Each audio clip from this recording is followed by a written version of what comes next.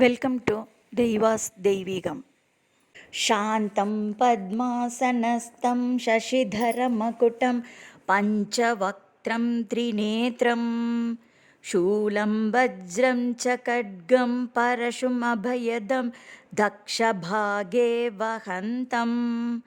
నాగం పాశం చ ఘంటాం ప్రళయహుతవహం చాంకుశం వామభాగే नानालङ्कारयुक्तं स्फटिकमणिनिभं पार्वतीशं नमामि. वन्दे शम्भुम् उमापतिं सुरगुरुं वन्दे जगत्कारणं वन्दे पन्नगभूषणं मृगधरं वन्दे पशूनां पतिं वन्दे सूर्यशशाङ्कवह्निनयनं वन्दे मुकुन्दप्रियं वन्दे भक्तजनाश्रयं च वरदं वन्दे शिवं शङ्करम्. श्री शिवसहस्रनामस्तोत्रं महाभारतान्तर्गतं. वासुदेव उवाच ततः स प्रयतो भूत्वा मम तात युधिष्ठिर प्राञ्जलिः प्राह विप्रर्षिर्नाम सङ्ग्रहमाधितः. उपमन्युरुवाच ब्रह्मप्रोक्तैर्षिप्रोक्तैर्वेदवेदाङ्गसम्भवैः सर्वलोकेषु विख्यातं स्तुत्यं स्तोष्यामि नामभिः. महद्भिर्विहितैः सत्यैः सिद्धैः सर्वार्थसाधकैः ऋषिणा तण्डिना भक्त्या कृतैर्वेदकृतात्मना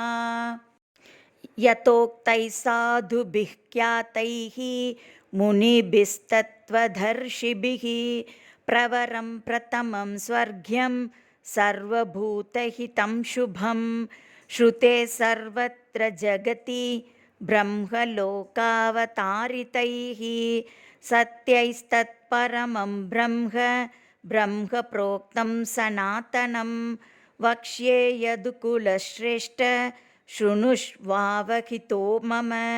वरयैनं भवं देवं भक्तस्त्वं परमेश्वरं. तेन ते श्रावयिष्यामि यत्तद्ब्रह्म सनातनं. न शक्यं विस्तरात् कृत्स्नं वक्तुं सर्वस्य केनचित्. युक्तेनापि विभूतीनाम् अपि वर्षसतैरपि. यस्यादिर्मध्यमन्तं च सुरैरपि न गम्यते. कस्तस्य शक्नुयाद्वक्तुं गुणान् कार्त्स्येन माधव. किन्तु देवस्य महतः संक्षिप्तार्थपदाक्षरं शक्तितश्चरितं वक्ष्ये प्रसादात् तस्य धीमतः. अप्राप्य तु ततो अनुज्ञां न शक्यस्तोतुमीश्वरः. यदा तेनाभ्य अनुज्ञातस्तुतो वै स तथा मया. अनादिनिधनस्याहं जगद्योनेर्महात्मनः. नाम्नां कञ्चित् समुद्देशं वक्ष्याम्यव्यक्तयोनिनः. वरदस्य वरेण्यस्य विश्वरूपस्य धीमतः. शृणु नाम्नां च यं कृष्ण यदुक्तं पद्मयोनिना. दशनामसहस्राणि यान्याः प्रपितामहः. तानि निर्मत्य मनसा दध्नो घृतमिवोद्धृतं. गिरेः सारं यथा हेम पुष्पसारं यथा मधु. घृतात् सारं यथा मण्डस्तथैतत्सारमुद्धृतं. सर्वपापापहमिदं चतुर्वेदसमन्वितं. प्रयत्नेनाधिगन्तव्यं धार्यं च प्रयतात्मना. माङ्गल्यं पौष्टिकं चैव रक्षोघ्नं पावनं महत्. इदं भक्त भक्ताय दातव्यं श्रद्धदानास्तिकाय च नाश्रद्धदानरूपाय नास्तिकायाजितात्मने यश्चाभ्यसूयते देवं कारणात्मानमीश्वरं स कृष्णनरकं याति सहै पूर्वैः सहात्मजैः इदं ध्यानमिदं योगम् इदं ध्येयमनुत्तमम् इदं जप्यमिदं ज्ञानं रहस्यमिदमुत्तमम् यं ज्ञात्वा अन्तकालेऽपि गच्छेत परमां गतिं पवित्रं मङ्गलं मेध्यं कल्याणमिदमुत्तमम् इदं ब्रह्मा पुरा कृत्वा सर्वलोकपितामहः सर्वस्तवानां राजद्वे दिव्यानां समकल्पयत् तथा प्रभृति चैवायम् ईश्वरस्य महात्मनः स्तवराज इति ख्यातो जगत्यमरपूजितः ब्रह्मलोकाधयं स्वर्गे स्तवराजो अवतारितः यतस्तण्डिः पुरा प्राप तेन तण्डीकृतोऽभवत् स्वर्गाच्चैवात्र भूर्लोकं तण्डिना ह्यवतारितः सर्वमङ्गलमाङ्गल्यं सर्वपापप्रणाशनम् निगदिष्ये महाबाहो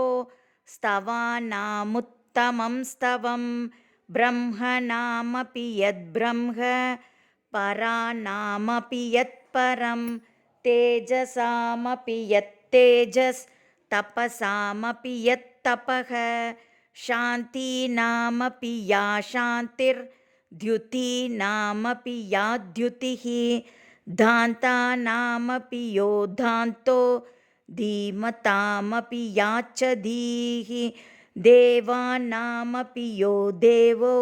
ऋषीणामपि यस्ऋषिः यज्ञानामपि यो यज्ञः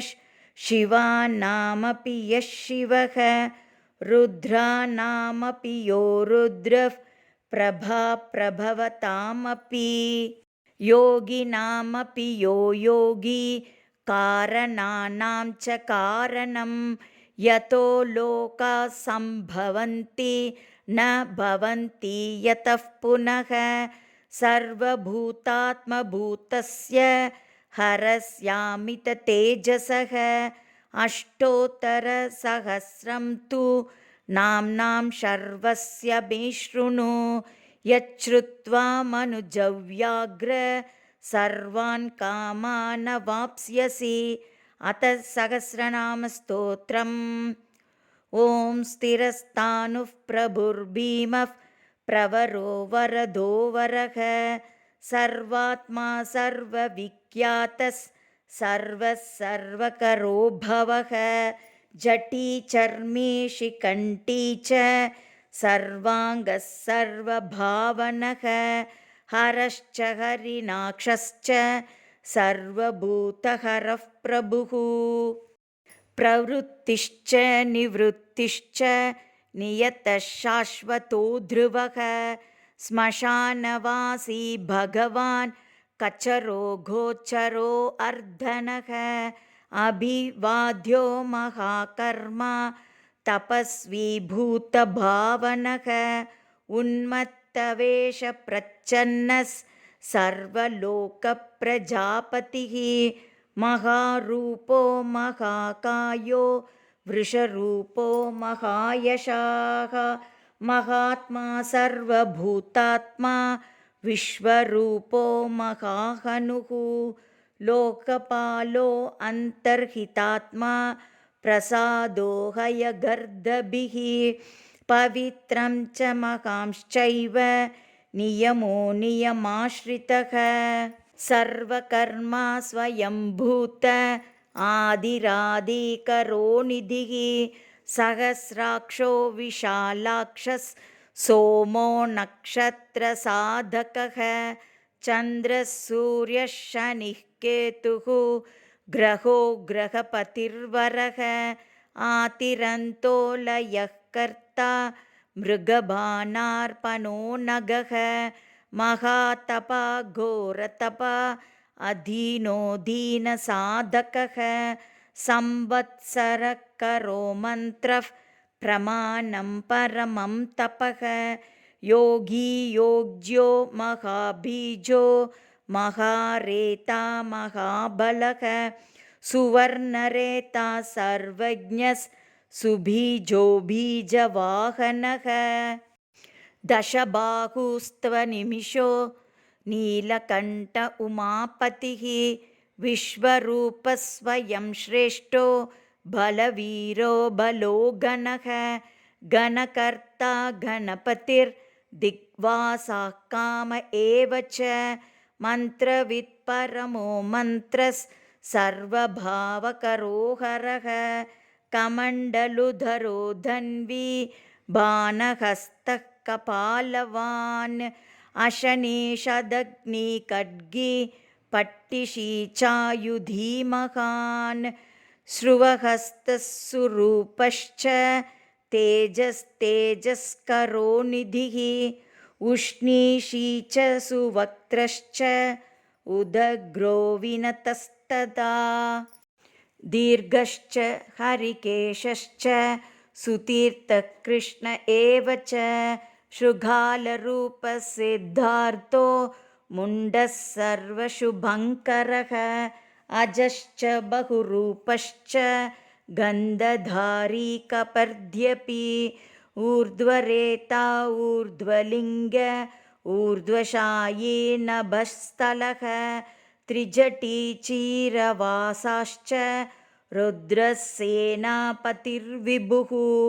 अहश्चरो नक्तञ्चरस्तिग्ममन्युः सुवर्चसः गजः दैत्यः कालो लोकधाता गुणाकरः सिंहशार्दूलरूपश्च आर्द्रचर्माम्बरावृतः कालयोगी महानादस् सर्वकामश्चतुष्पथः निशाचरः प्रेतचारी भूतचारी महेश्वरः बहुभूतो बहुधरस् स्वर्भानुरमितो गतिः नृत्यप्रियो नित्यनर्तो नर्तकः सर्वलालसः घोरो महातपः पाशो नित्यो गिरिरुहो नभः सहस्रहस्तो विजयो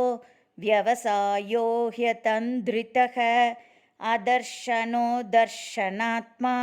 यज्ञः कामनाशकः दक्षयागापहारी च सुसहो मध्यमस्तता तेजोपहारि बलः मुदितोऽर्तो जितो वरः गम्भीरघोषा गम्भीरो गम्भीरबलवाहनः न्यक्रोधरूपो न्यक्रोधो वृक्षपर्णस्थितिर्विभुः सुतीक्ष्णदक्षनश्चैव महाकायो महाननः विश्वक्सेनो हरिर्यज्ञः संयुगापीडवाहनः तीक्ष्णतापश्च हर्यश्वः सहायः कर्मकालवित् विष्णुप्रसादितो यज्ञः समुद्रो वडवामुखः हुताशनसहायश्च प्रशान्तात्मा हुताशनः उग्रतेजा महातेजा जन्यो विजयकालवित् ज्योतिषाम् अयनं सिद्धिः सर्वविग्रह एव च शिखीमुण्डी जटी ज्वाली मूर्तिजो मूर्धगोबली वेनवी पनवीताली कलीकालकटङ्कटः नक्षत्रविग्रहमतिर्गुण बुद्धिर्लयो गमः प्रजापतिर्विश्वबाहुर्विभागः सर्वघोमुखः विमोचनः सुसरणो हिरण्यकवचोद्भवः मेढ्रजो बलचारी च महीचारी श्रुतस्तथा सर्वतूर्यनिनादी च सर्वातोऽध्यपरिग्रहः व्यालरूपो गुहावासी गुहो मालीतरङ्गवित् त्रिदशस्त्रिकालदृक् कर्म सर्वबन्धविमोचनः बन्धनस्त्वसुरेन्द्राणां युधि शत्रुविनाशनः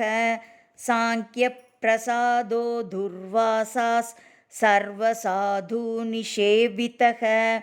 प्रस्कन्दनो विभागज्ञो अतुल्यो यज्ञभागवित् सर्ववासः सर्वचारी दुर्वासा वासवो अमरः हैमो हेमकरो यज्ञस् सर्वधारी धरोत्तमः लोहिताक्षो महाक्षश्च विजयाक्षो विशारदः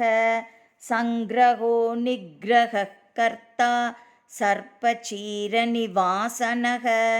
मुख्यो मुख्यश्च देहश्च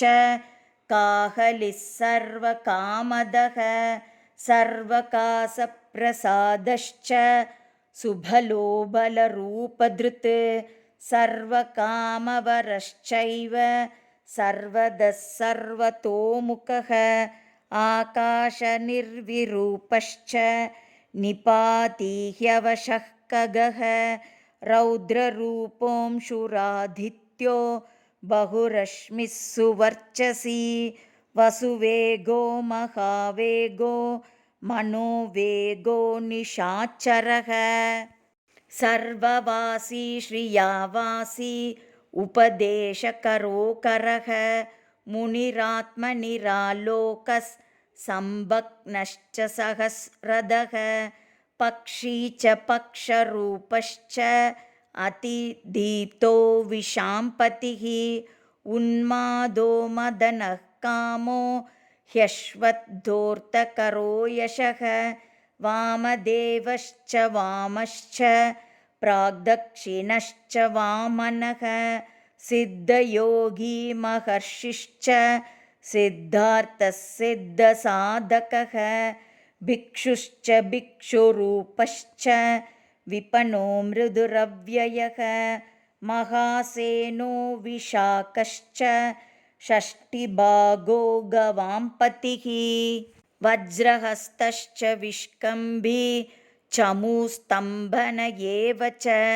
वृत्तावृत्तकरस्तालो मधुर्मधुकलोचनः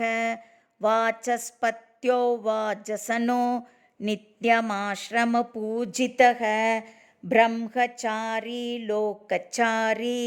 सर्वचारी विचारवित् ईशान ईश्वरः कालो निशाचारी पिनाकवान् निमित्तस्थो निमित्तं च नन्दिर्नन्दिकरो हरिः नन्दीश्वरश्च नन्दी च नन्दनो नन्दिवर्धनः भगहारी निहन्ता च कालो ब्रह्मपितामहः चतुर्मुखो महालिङ्गश्चारुलिङ्गस्तथैव च लिङ्गाध्यक्षः सुराध्यक्षो योगाध्यक्षो युगावहः बीजाध्यक्षो बीजकर्ता अव्यात्मा अनुगतो बलः इतिहासः सकल्पश्च गौतमोदनिशाकरः दम्भो ह्यदम्भो वैदम्भो वश्यो वशकरः कलिः लोककर्ता पशुपतिर्महाकर्ता ह्यनौषधः अक्षरं परमं ब्रह्म बलवच्चक्र एव च नीतिर्ह्यनीतिः शुद्धात्मा शुद्धो मान्यो गतागतः बहुप्रसादः सुस्वप्नो दर्पणो तत्त्वमित्रजित् वेदकारो मन्त्रकारो विद्वान् समरमर्दनः महामेघनिवासी च महाघोरो वशीकरः अग्निर्ज्वालो महाज्वालो अतिधूम्रो हुतो हविः वृषणः शङ्करो नित्यं वर्चस्वी धूमकेतनः नीलस्तताङ्गलुब्धश्च शोभनो निरवग्रहः स्वस्तितस्वस्तिभावश्च भागीभागकरो लघुः उत्सङ्गश्च महाङ्गश्च महागर्भपरायणः कृष्णवर्णः सुवर्णश्च इन्द्रियं सर्वदेहिनां महापादो महाहस्तो महाकायो महायशाः महामूर्धा महामात्रो महानेत्रो निशालयः महान्तको महाकर्णो महोष्टश्च महाहनुः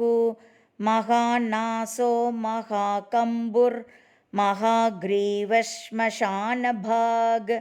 महावक्षा महोरस्को ह्यन्तरात्मा मृगालयः लम्बनो लम्बितोष्टश्च महामायः पयोनिधिः महादन्तो महादंष्ट्रो महाजिह्वो महामुखः महानको महारोमा महाकेशो महाजटः प्रसन्नश्च प्रसादश्च प्रत्ययो गिरिसाधनः स्नेहनो स्नेहनश्चैव अजितश्च महामुनिः वृक्षाकारो वृक्षकेतुरनलो वायुवाहनः गण्डली मेरुधामा च देवाधिपतिरेव च अथर्वशीर्षः सामास्य ऋक्सहस्रामितेक्षणः यजुःपादभुजो गुह्यः प्रकाशो जङ्गमस्तथा अमोघार्थः प्रसादश्च अभिगम्यः सुदर्शनः उपकारः प्रियः सर्वः कनकः काञ्चनच्छविः नाभिर्नन्दिकरो भावः पुष्करस्तपतिस्थिरः द्वादशस्त्रासनश्चाद्यो यज्ञो यज्ञसमाहितः नक्तं कलिश्च कालश्च मकरः कालपूजितः सगनो गणकारश्च भूतवाहनसारथिः भस्मशयो भस्मगोप्ता भस्मभूतस्तरुर्गणः लोकपालस्तथा लोको महात्मा सर्वपूजितः शुक्लस्त्रिशुक्लः सम्पन्नः शुचिर्भूतनिषेवितः आश्रमस्थक्रियावस्तो विश्वकर्ममतिर्वरः विशालशाकस्ताम्रोष्टो ह्यम्बुजालः सुनिश्चलः कपिलः कपिशः शुक्ल आयुश्चैवि परोपरः गन्धर्वो ह्यदितिस्तार्क्ष्यः सुविज्ञेयः सुशारदः परश्वदायुधो देव अनुकारी सुबान्धवः तुम्बवीनो महाक्रोध ऊर्ध्वरेता जलेशयः उग्रो वंशकरो वंशो वंशनादो ह्यनिन्दितः सर्वाङ्गरूपो मायावी सुहृदो ह्यनिलो अनलः बन्धनो बन्धकर्ता च सुबन्धनविमोचनः स यज्ञारिः स कामारिर्महादंश्रो महायुधः बहुधा निन्दितः शर्वः शङ्करः शङ्करो धनः अमरेशो महादेवो विश्वदेवः सुरारिः अहिर्बुध्न्यो अनिलाभश्च चेकितानो हविस्तथा अजैकपाच्च कापाली त्रिशङ्गुरजितः शिवः धन्वन्तरिर्धूमकेतुस्कन्दो वैश्रवणस्तथा धाता शक्रश्च विष्णुश्च मित्रस्त्वष्टा ध्रुवोदरः प्रभावः सर्वगो वायुर्र्यमा सवितारविः उषङ्गुश्च विधाता च मान्धाता भूतभावनः विभुर्वर्णविभावी च सर्वकामगुणावहः पद्मनाभो महागर्भश्चन्द्रवक्त्रो नीलोनलः बलवांश्चोपशान्तश्च पुराणः पुण्यचञ्चुरी कुरु कर्ता कुरु वासी कुरु भूतो गुणौषधः सर्वाशयो दर्भचारी सर्वेषां प्राणिनां पतिः देवदेवः सुखासक्तः सदसत्सर्वरत्नवित् कैलासगिरिवासी च हिमवद्गिरिसंश्रयः कूलहारी कूलकर्ता बहुविद्यो बहुप्रदः वनिजो वर्धगीवृक्षो बहुलश्चन्दनश्चदः सारग्रीवो महाजत्रुरालोलश्च महौषधः सिद्धार्थकारी सिद्धार्थश्चन्दो व्याकरणोत्तरः सिंहनाथः सिंहदंष्ट्रः सिंहकः सिंहवाहनः प्रभावात्मा जगत्कालस्तालो लोकहितस्तरुः सारङ्गो नवचक्राङ्गः केतुमाली सभावनः भूतालयो भूतपतिरहोरात्रमनिन्दितः वाहिता सर्वभूतानां निलयश्च वभुर्भवः अमोघः संयतो ह्यश्वो भोजनः प्राणधारणः धृतिमान् मतिमान् दक्षः सत्कृतश्च युगाधिपः गोपालिर्गोपतिर्ग्रामो गोचर्म वसनो हरिः हिरण्यबाहुश्च तथा गुहापालः प्रवेशिनां प्रकृष्टारिर्महाहर्षो जितकामो जितेन्द्रियः गान्धारश्च सुवासश्च तपःसक्तो रतिर्नरः महागीतो महानृत्यो ह्यप्सरो गणसेवितः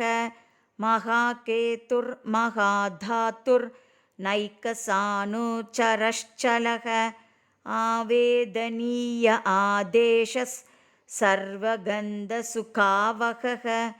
तोरणस्तारणो वातः प्रदीपति केचरः संयोगो वर्धनो वृद्धो अतिवृद्धो गुणाधिकः नित्य आत्मसहायश्च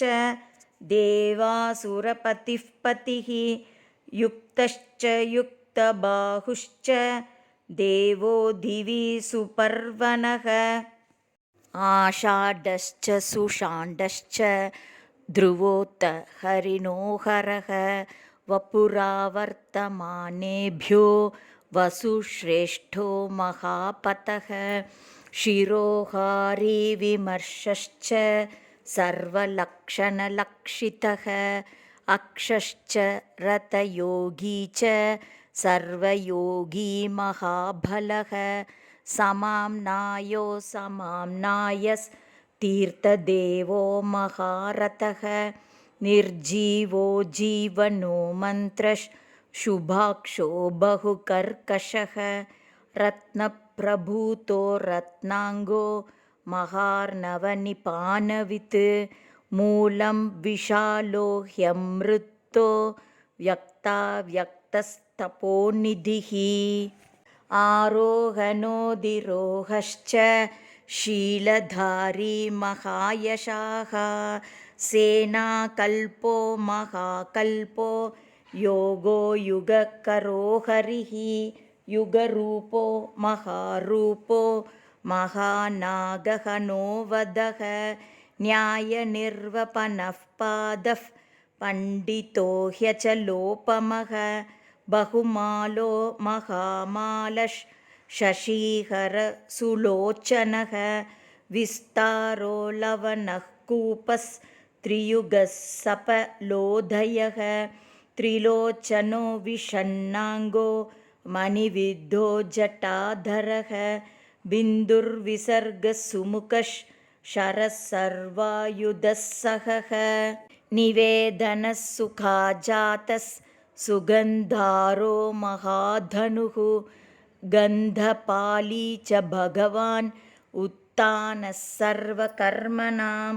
मन्तानो बहुलो वायुः सकलः सर्वलोचनः तलस्तालः करस्ताली ऊर्ध्वसंहननो महान् छत्रं सुच्छत्रो विख्यातो लोकः सर्वाश्रयः क्रमः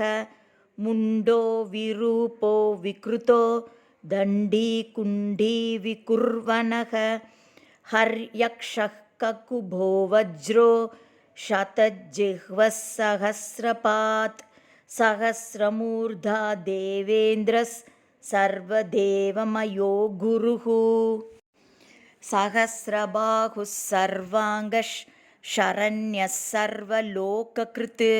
पवित्रं त्रिककुण्मन्त्रः कनिष्ठः कृष्णपिङ्गलः ब्रह्मदण्डविनिर्माता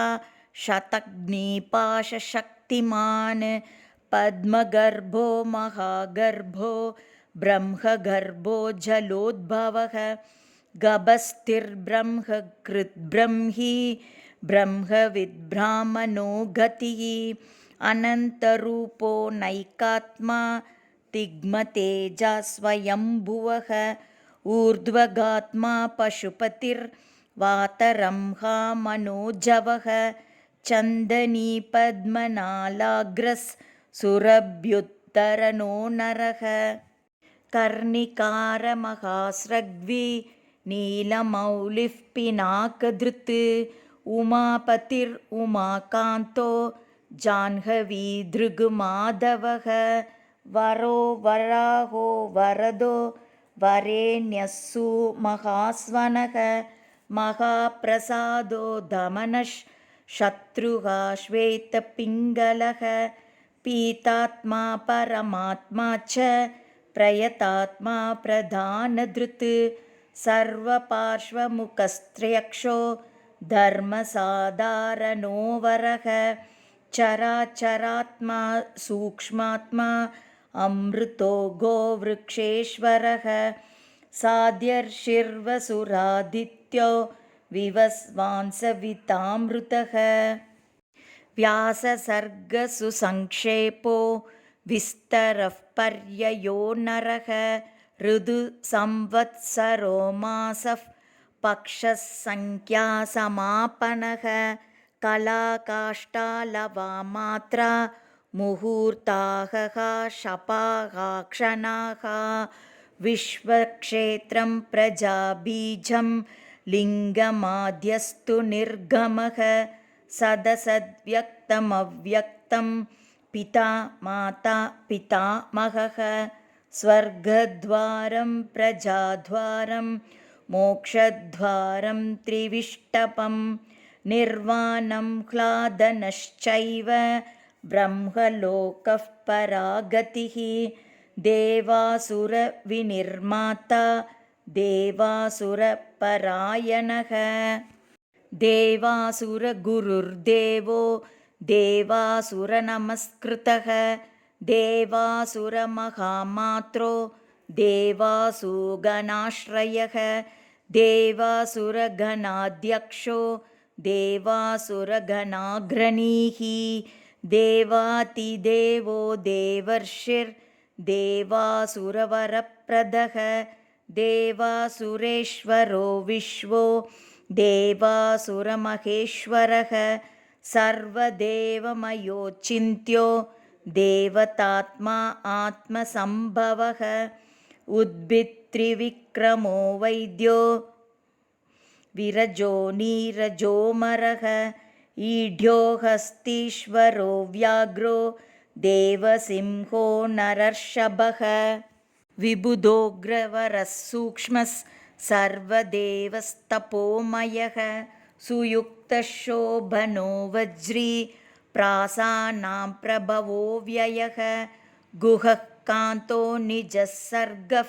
पवित्रं सर्वपावनः शृङ्गी शृङ्गप्रियो बभ्रू राजराजो निरामयः अभिरामः सुरगणो विरामः सर्वसाधनः ललाटाक्षो विश्वदेवो हरिणो ब्रह्मवर्चसः स्थावराणां पतिश्चैव नियमेन्द्रियवर्धनः सिद्धार्थः सिद्धभूतार्थो अचिन्त्यः सत्यव्रतः शुचिः व्रताधिपः परं ब्रह्म भक्तानां परमागतिः विमुक्तो मुक्ततेजाश्च श्रीमान् श्रीवर्धनो जगत् इति सहस्रनामस्तोत्रं फलश्रुति यथा प्रदानं भगवान् निधि भक्त्या स्तुतो मया यन्न ब्रह्मादयो देवा विदुस्तत्त्वेन नर्षयः स्तोतव्यमर्च्यं वन्द्यं च कस्तोष्यति जगत्पतिं भक्तिं त्वेवं पुरस्कृत्य मया यज्ञपतिर्विभुः तदोप्य अनुज्ञां सम्प्राप्य स्तुतो मतांवरः शिवमेभिस्तुवन् देवं नामभिः पुष्टिवर्धनैः नित्ययुक्तः शुचिर्भक्तः प्राप्नोत्यात्मानमात्मना एतद्धि परमं ब्रह्म परं ब्रह्मादिकच्छत ऋषयश्चैव देवाश्च स्तुवन्त्येतेन तत्परं स्तूयमानो महादेवस्तुष्यते नियतात्मभिः भक्तानुकम्पी भगवान् आत्मसंस्थाकरो विभुः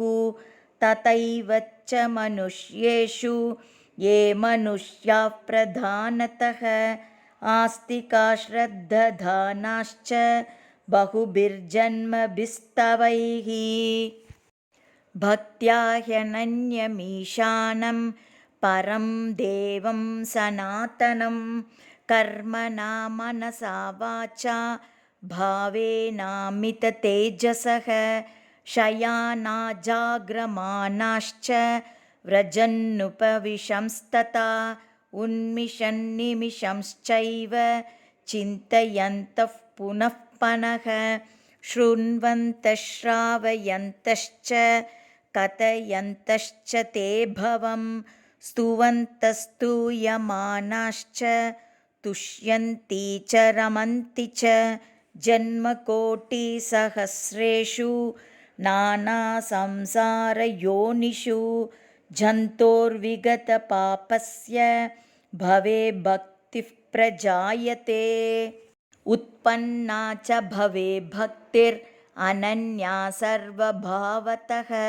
भाविनः कारणे चास्य सर्वयुक्तस्य सर्वदा एतद्देवेषु दुष्प्रापं मनुष्येषु न लभ्यते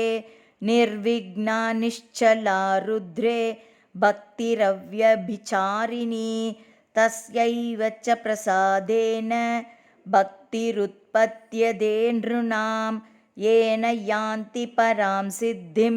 तद्भागवतचेतसः ये सर्वभावानुगताः प्रपद्यन्ते महेश्वरं प्रपन्नवत्सलो देवः संसारात्तान् समुद्धरेत्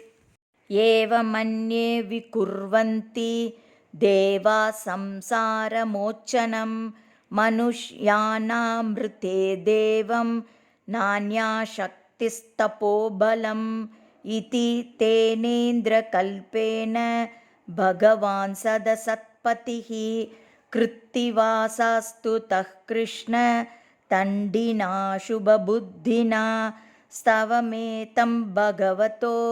ब्रह्मस्वयमदारयत् गीयते च स बुध्येत ब्रह्मा शङ्करसन्निधौ इदं पुण्यं पवित्रं च सर्वदा पापनाशनं योगदं मोक्षदं चैव स्वर्गदं तोषधं तथा एवमेतत् पठन्ते य एकभक्त्या तु शङ्करं या गतिः साङ्ख्ययोगानां व्रजन्त्येतां गतिं तदा स्तवमेतं प्रयत्नेन सदा रुद्रस्य सन्निधौ अब्दमेकं चरेद्भक्तः प्राप्नुयादीप्सितं फलम् एतद्रहस्यं परमं ब्रह्मणो हृदि संस्थितं ब्रह्मा प्रोवाच शक्राय शक्रः प्रोवाच मृत्यवे मृत्युः प्रोवाच रुद्रेभ्यो रुद्रेभ्यस्तण्डिमागमत् महता तपसा प्राप्तस्तण्डिना ब्रह्मसद्मनि तण्डिः प्रोवाच शुक्राय गौतमाय च भार्गवः वैवस्वताय मनवे गौतमः प्राह माधव नारायणाय साध्याय समादिष्टाय धीमते यमाय प्राह भगवान् साध्यो नारायणोच्युतः नाचिकेताय भगवान् आह वैवस्वतो यमः मार्कण्डेयाय वार्ष्णेय नाचिकेतोऽभ्यभाषत मार्कण्डेयान्मया प्राप्तो नियमेन जनार्दन तवाप्यहममित्रघ्न स्तवं दद्यां ह्यविश्रुतं स्वर्ग्यम् आरोग्यम् आयुष्यं धन्यं वेदेन सम्मितं नास्य विघ्नं विकुर्वन्ति दानवायक्षराक्षसाः पिशाचाया तु दानवा गुह्यका भुजगा अपि यः पठेत शुचिः पार्थ ब्रह्मचारी जितेन्द्रियः अभग्नयोगो वर्षं तु सोऽश्वमेधफलं लभेत् इति श्रीमन्महाभारते अनुशासनपर्वणि दानधर्मपर्वणि अष्टचत्वारिंशोऽध्यायः